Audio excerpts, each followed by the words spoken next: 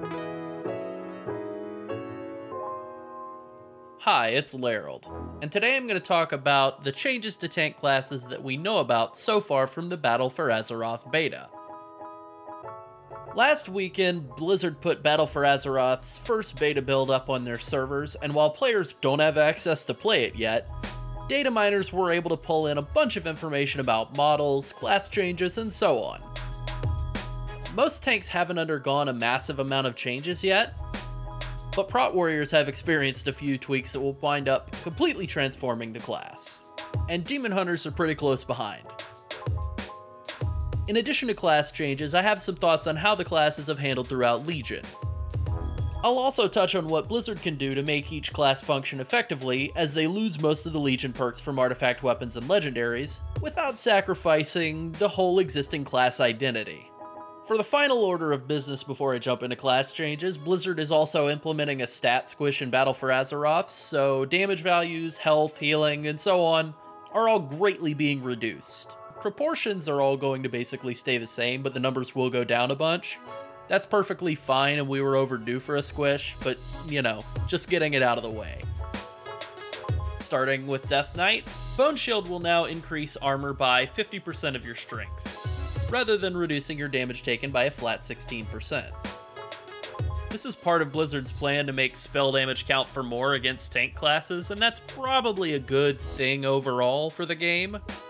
Tanks can just generally ignore most raid spell damage mechanics due to their incredible beefiness, and that is bad for encounter design. Death Knight's base armor buff was increased from 15% to 20%. That's not really a big deal. Red Thirst was nerfed from 1 second of cooldown reduction every 6 runic power spent to 1 second every 10 runic power. I'm not really a huge fan of nerfs, but this isn't much of a deal breaker. Red Thirst would probably still be the best talent in that row even with this change. The potency of Tightening Grasp's Death and Decay slow was reduced from 70% to 50%. AoE crowd control effects are being majorly nerfed in Battle for Azeroth, and this is one of those nerfs. And saving the best for last, the entire Death Knight class has been granted 2 new abilities. The first is Death's Advance. It's an old name on a new skill that prevents you from being slowed, knocked back, and just generally makes DK into an unstoppable but slow-moving force. The second skill I think is a lot more interesting. Thoughtseize. This came right out of the Hearthstone Priest deck, and I like it. It works like the mage spell Spell Steal, where you can steal a magic buff for 2 minutes, except you can reactivate Thoughtseize in order to throw the buff you've stolen onto an ally. Real cool stuff. I think Blizzard overcompensated a bit for how angry DK players were during Warlords of Draenor, complaining that Blood had become a total caster class that didn't have enough melee strikes. I was always of the belief that Death Knight was never just some warrior doing sword karate and nothing else. They're supposed to be like a mixture of swords and spells, and I'm glad to see some of the spellcaster flavor return to the class. DK is a class that's already loaded with Mythic Plus utility, and it just seems like they're going to get even better. Now, onto the recap / wish list. I think you can remove most of the blood artifact abilities and legendaries from Legion, and the class will be just fine. There were plenty of good traits, but nothing that felt transformative in terms of how the class played. It was always just more healing, more DPS, more health. No traits or legendaries really changed the rotation or cooldowns in a meaningful way. Soul Drinker did help make overhealing less inefficient, and I would like to see a version of that continue into BFA. But that's about it from legendaries and traits. Mobility is still an issue, and I think the only thing I can say is, just give DK roll. It's the only balanced option I see. Okay, I realize DK is supposed to be the slow-moving class, and that's actually okay, but Blizzard needs to kill Wraithwalk. Wraithwalk is like offering milk to a lactose-intolerant person, which I, in fact, am. I'd rather just have nothing. The logical conclusion is probably to remove Wraithwalk and make a talent that turns Death's Advance into a mobility cooldown, rather than just an unable to be slowed or knocked back cooldown. I say go for that. Aside from that, the class is pretty great. Moving on to Demon Hunter, their active mitigation Demon Spikes now increases armor by a percentage of agility rather than just reducing physical damage by a percentage, and the mastery works the same way. Empower Wards has been completely removed, and the class's passive damage reduction bonus has been cut in half. Shear now creates a lesser soul fragment every time it is used, rather than just having a chance to, and consuming a soul fragment heals for 8% of all damage taken over the past 5 seconds, at a minimum of 1% of max health. This is a major change to how Demon Hunter heals, and will make skilled reactive healing way more rewarding, a lot like Death Knight. I think this is a great move that can create a way more rewarding playstyle for the class, assuming it's balanced correctly. Soul Cleave and Spirit Bomb now consume up to 3 soul fragments at a time, rather than all active soul fragments. This may mean the cap of active soul fragments has been reduced from 5 to 3, we don't really know yet. Also, the leech healing granted from Spirit Bomb has been cut in half. Spirit Bomb replaces Soul Cleave, and both Soul Cleave and Spirit Bomb cost 30 pain. Fracture is now a pain generator with 2 charges on a 4.5 second recharge. These changes will definitely mix the ability rotation up, and I suspect that there may actually be a better flow to the class as a result. I'm real excited about playing Demon Hunter. This might actually be a first. To finish up with the less exciting changes, Soul Rending and Feed the Demon were effectively nerfed at the same time Fracture, which is on the same tier as them, was buffed. So that's confusing. Charred Flesh and Gluttony, both traits from the artifact weapon, replaced Fell Eruption and Blade Turning. Finally, Demonic Infusion in the final talent tier was removed, and the talent to replace it is still TBD. Overall, I think my wish list for Demon Hunter is pretty short, but the recap will be quite a bit longer. At the midpoint in Mists of Pandaria, Brewmaster monks broke through, and they went from worst to first in a real big bad way. By the final tier of the expansion, Brewmasters had their damage nerfed by a flat 15% and were still the best DPS in the entire game. Vengeance Demon Hunter never experienced a breakthrough even remotely like that during Legion, despite being valid tanks for a while now and dealing substantially more DPS than all of the other tanks. I think a small part of the reason for this, and it is actually a big advantage Demon Hunters have going into BFA, is that their spec-specific legendaries are atrocious. The 2 best Demon Hunter legendaries, at least for rating, are the Tank Trinket and the Leather DPS Belt. While this isn't good for the class now, it does mean that they'll be at a distinct advantage when legendaries go away, because everyone else will be losing the world, and they'll just kind of be losing some garbage they didn't really care about. Vengeance Demon Hunter's mediocre active mitigation and limited defensive toolkit have weighed the class down in spite of its great DPS and self-healing. Hopefully the new healing mechanics and rotational tweaks will bring the class up in popularity, but it still definitely needs a medium strength, all-purpose defensive cooldown. Even if it comes from a talent, that's fine. Monk is a similarly no cooldown class, but they have Dampen Harm. Empower Wards was a magic damage only cooldown, but that's been removed. DH needs their Dampen Harm if they're ever going to catch up. Ah, the great outdoors! Druids haven't undergone a ton of changes, but let's break down the things that have shifted around. I'll begin with the most important change. Frenzied Regeneration is now a heal worth 25% of maximum health over 5 seconds, rather than 50% of all damage taken over the last 5 seconds. Its cooldown was also increased by 50%. This is a pretty big change to Druid sustainability, and it can have major repercussions on how the class holds up against burst damage. I would consider this change a significant nerf right now, but it really does depend on how much damage you're actually taking. If you're tanking content that doesn't hit very hard, then it's actually a big buff. Yeah, that's nice. Bear Form's passive armor bonus was increased by 20%, which isn't a major change on its own, but Iron Fur now increases your armor by a percentage of your agility. This is probably just a neutral change, but we can't really know until we test. Mangle's rage generation has been increased slightly. Stampeding Roar had its range increased by 5 yards as a baseline buff, but Guttural Roars no longer increases its radius at all, so that's basically a net loss. Hibernate and Soothe were both reintroduced to the class, but neither will have much value for Guardian Druids. Maybe you'll hibernate something in a Mythic Plus dungeon. That's probably the extent of it. Alright, that covers the limited set of changes. Let's move on to the wish list recap bit. Druid spent most of Legion and Warlords of Draenor as the beefiest tank in the game, and that probably isn't going to change in BFA. The biggest issue I have with the class is that the offense is just real weak. You could basically replace a Druid tank with a statue of a tank and no one would notice. They can be pretty decent in AoE, but in single target it's a real limited, functional, and not very engaging toolkit. And the only DPS cooldown is the artifact ability, which will probably be going away. I hate to say it, but I think that reintroducing an old offensive cooldown like Bear Berserk would go a long way toward making the class feel more dynamic from an offensive perspective.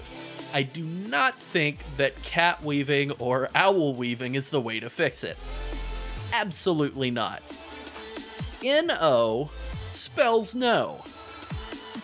From a defensive perspective, I really don't think there is even one single change that should be made to Druid as they stand in Legion. They're outstanding, incredible defensive tanks. For the sake of balance, they maybe should come down in value, but in terms of just the class's overall strength, there's really nothing that they're missing. At all. Alright, let's move on to Monk. Monk only experienced a handful of changes. Hot-Blooded from the artifact tree has been rolled into the baseline for Breath of Fire, which is nice. Ironskin Brew's stagger increase was reduced by 5%. Purifying Brew was brought back up to 50% stagger removal, and both of their base cooldowns were reduced by 5 seconds. Ironically, the reductions in brew cooldowns, which is supposed to be a buff, and is more or less a buff, will actually reduce the already terrible value of haste even more. Stagger now affects spell damage at only 20% of its physical value, which is a big nerf that frankly still leaves Brewmasters ahead of the pack in tanking spell damage. Keg Smash's slow has been reduced from 50% to 20%. Kiting will be harder, but repositioning mobs will be much easier. I reposition mobs way more often than I have to kite, and if I ever do have to kite, I still have roll and transcendence, so overall I think this is actually a buff disguised as a nerf. The only other change to Monk is that Leg Sweep is now a baseline spell for all 3 specs, which is great, but it has been nerfed by a lot, which is bad. Alright, wishlist recap stuff. My problem with Monk as it currently stands in Legion is legendaries. With the shoulders and chest, Brewmaster is practically perfect in every way. It's the most balanced it has ever been. It's not overpowered, but it's also not underpowered. That's rare for Brewmaster. While Blackout Combo and Facepalm relics make gearing super frustrating, the offensive rotation plays like a dream. I love Legion Brewmaster. I really do. It's great. Losing legendaries and relic traits is going to screw with that. Much more than any other class, I fear for the future of Brewmaster based on what it's going to lose from Legion. My biggest hopes are that the offensive rotation retains the smoothness it has had throughout Legion thanks to the legendary chest, and that haste, which has basically been a nothing stat for most of the expansion, is made at least halfway decent. Brewmaster self-healing did take a major nosedive throughout Legion, and something should probably be done about that too, but I'm not as concerned about it yet. We'll just have to see how the beta goes. I know somebody will say in the comment section Guard should come back. To that I say, I don't know, should it? Warriors have had Ignore Pain, which is basically just Guard with no cooldown all expansion, and they're not doing that well. I like where Brewmaster is without Guard. Paladins were another class with a fairly small number of changes. First off, Shield of the Righteous is changing from a single target spell to a frontal cone. Its cooldown is going up a bit, and instead of reducing damage taken overall, it now increases armor by a percentage of your strength. Defensively, this is on par with the rest of the class changes, but offensively, it's a pretty interesting revamp to change a single target spell into an AoE. Pally is already really AoE focused, but this will take it to another level. Light of the Protector is changing from only healing for a percentage of missing health into a percentage of your spell power that is increased based on how much health you're missing. I think I like this change overall. It certainly makes the class function in a way that's simpler for new players to understand and use effectively, and ultimately their healing tools will be probably about the same in the hands of a skilled player. Onto the recap wish list. Pally probably is the class least in need of anything going into BFA. Prior to the release of Antorus, they were struggling due to their health pool just not being big enough, along with Demon Hunters, and then Blizzard buffed them. Now they're doing pretty fine. Shield of the Righteous no longer affecting spell damage is a huge change, and the class will most likely need a small stopgap defensive cooldown like Divine Protection in order to remain competitive. Beyond that, they still have the enormous bag of utility and tricks that they've always had, and I think the class is probably going to be pretty great. Protection Warrior doesn't have the largest number of changes. In fact, the number of changes is actually pretty small. But man, are there some doozies. First off, Ignore Pain is being completely redesigned. It gets to keep the name, but it's now a 12-second cooldown that reduces your damage taken by 60% over the next 4 seconds and eats your rage to do it. We don't really know how efficiently this is going to work, and that's definitely still up to Blizzard. It is a massive change from the enormous amounts of shielding that Ignore Pain was doing during Legion, and frankly that's not a bad thing. Warriors putting out tons of self-shielding never really made a lot of sense, and aside from a brief period early on in Legion when Ignore Pain was way overtuned and Warriors were gods, it actually hasn't worked very well for the class throughout the expansion. This is an ambitious change. The new Ignore Pain really doesn't work anything like any skill we've ever seen before. It could be really strong, and I'm certainly very hopeful, but we'll just have to wait and see.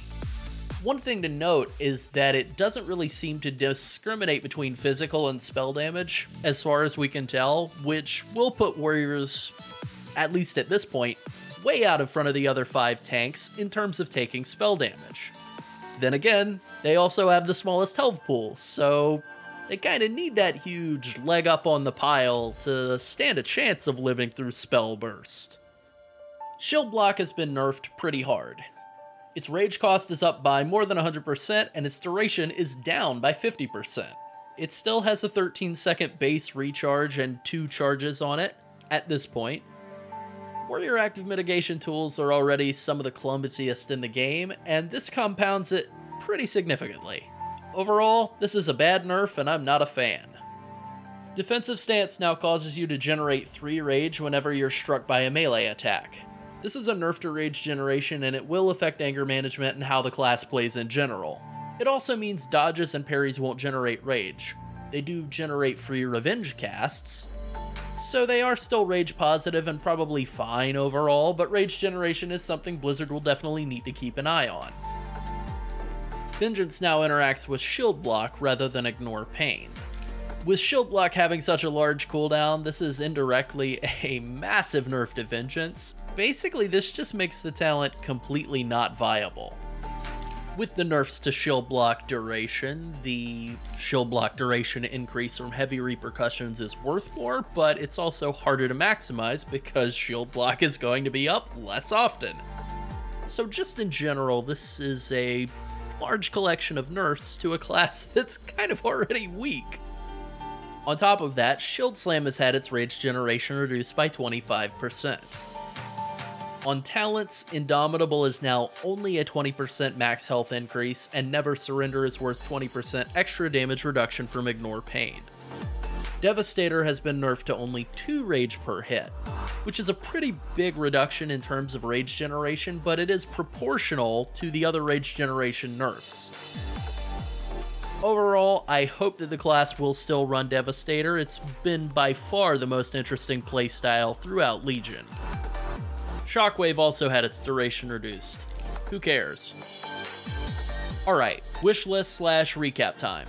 After a briefly overpowered start, warriors have not been great during Legion. They weren't bad for most of the expansion, just middle of the pack, which is okay. In Antorus, the class unfortunately fell to the bottom of the barrel in terms of representation in Mythic. Warriors simply have less health than every other tank, and even with their huge bank of defensive cooldowns, they're just not tanky enough to be super competitive in raiding right now. That's not to say warriors aren't fun.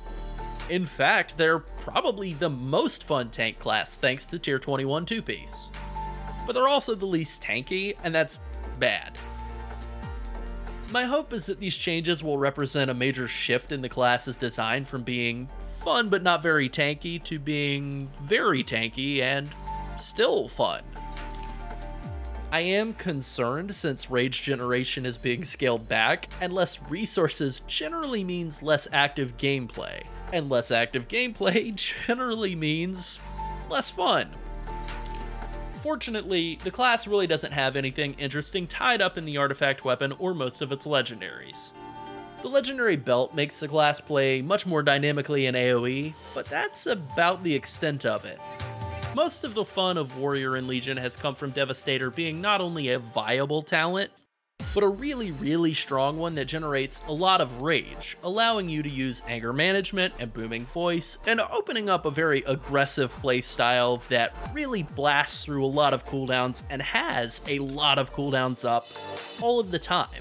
Hopefully that playstyle is able to carry through into BFA, but at this point the class doesn't have a 0 cooldown defensive rage spender, which makes it feel like a puzzle missing a fourth of its pieces.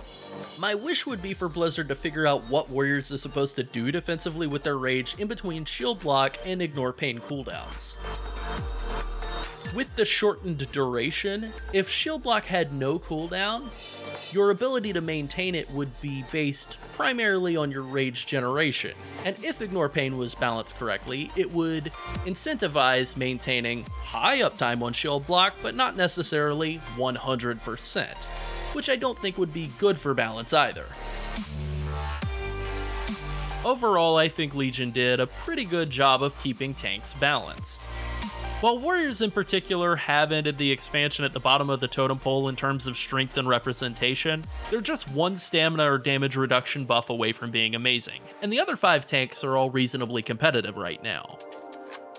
With the lone exception of Monk, I think every class can lose most of its legendary and artifact powers and still operate pretty close to maximum efficiency. We've only seen just barely the tip of the iceberg when it comes to new content, skills, passives, bonuses, buffs, and all of the important details of tank balance. So while I think we have a lot to think on right now, and it's important to give good feedback throughout the entire testing process, I think any sort of worries, like I'm currently feeling with Warrior, who I think started at the bottom and has gone down, I think any of those kind of concerns need to be tempered with a recognition that Blizzard's certainly going to change a lot.